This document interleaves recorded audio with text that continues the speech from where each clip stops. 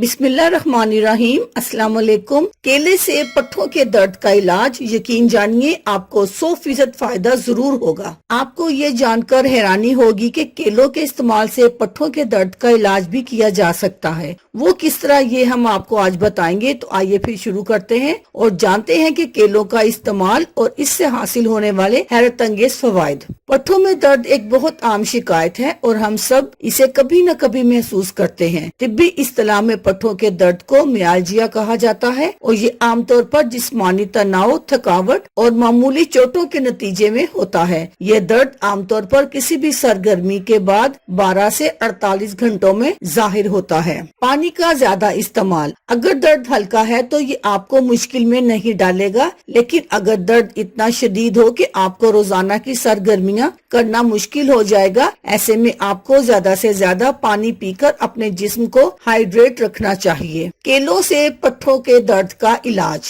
पट्ठों के दर्द के लिए केले, जी हाँ, आपने ठीक सुना, ये वसी पैमाने पर दस्तयाब फल पट्ठों के दर्द के लिए एक शानदार इलाज है। इसमें मौजूद पोटाशियम की भरपूर मिकदार की बदौलत ये पट्ठों को ठीक करता है और इन्हें सिकुड़ने नहीं देता। जिस्म में पोटाशियम की कम सतह पट्ठों की कमजोरी, थकावट और दर्द का सबब बन सकती है। लिहाजा रोजाना पके हुए केले खाने से जख्मों और पट्ठों के दर्द का इलाज मुमकिन है। अगर आपको केले का मिल्क शेक पसंद है तो ये और भी अच्छी बात है, क्योंकि इससे आपके जिस्म को पोटाशियम और कैल्शियम दोनों मिलेंगे जो सेहतमंद पट्ठों के लिए जरूरी हैं। सरसों के तेल से पट्ठों के दर्द का इलाज। 4 खाने के चम्मच सरसों के तेल में पिसे हुए लहसुन और 10 लौंग शामिल करके इसे इतनी देर गर्म करें कि लहसुन और लौंग का रंग तब्दील हो जाए। अगर आप चाहें तो इसमें छोटा टुकड़ा काफूर, जो कि आपको पंसार की दुकान से बासानी मिल जाएगा, इसे भी मिला सकते हैं। अब इस तेल से जिस्म के पट्ठों पर मालिश करें,